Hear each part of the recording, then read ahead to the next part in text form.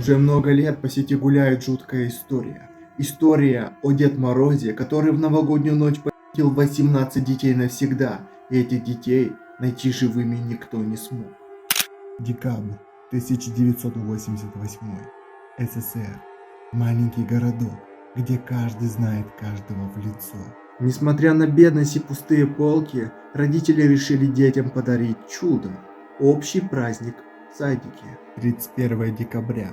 Актовый зал. Собрались дети 5-6 лет, их родители, воспитатели и он, Дед Мороз. Сначала все шло хорошо.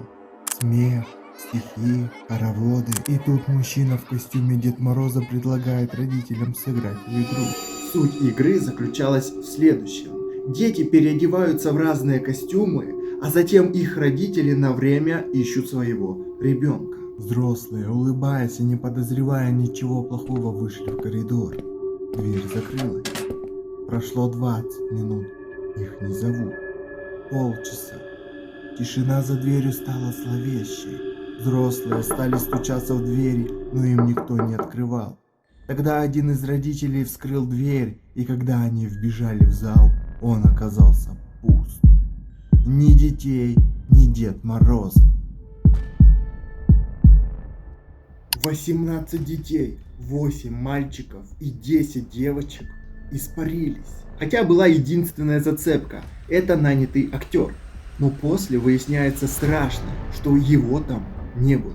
Ведь из-за бури он не смог присутствовать на празднике. Значит, в шубе был кто-то другой, лица которого даже никто не смог разглядеть. Из-за страшной бури, которая была в тот день, родители не смогли сразу сообщить в милицию. А когда буря стихла, было уже поздно. Милиция хоть и пыталась искать преступника, но все было безрезультатно. Концовка этой истории звучит так. Тело 7-летней Тани Осиповой обнаружили к лету, когда уже сошел снег. Она лежала в стороне от железнодорожной дороги со связанными ручками и ножками в костюме зайчика. Очевидно, ее бросили в снег еще живой. Опознали девочку по остаткам праздничного костюма и по протезу глаза. Следователь предположил, что Деду Морозу нужны были здоровые дети, и поэтому он выбросил Таню. Позже под снегом было найдено еще 10 трупов, но 7 оставшихся детей так никто и не нашел. Да, история похищения и убийства детей очень жуткая. Кроме мурашек и страха, она еще вызвала у меня ряд вопросов. Как преступнику удалось скрыться в бурю с 18 детьми? Как этот Дед Мороз узнал, что настоящий актер не придет на праздник? И было ли это на самом деле? Ребят, я миллион сайтов просмотрел и, к сожалению, не нашел официальной версии, что это было в реальности. И поэтому я уверенно могу сказать, что история выдумка. Этого на самом деле не было.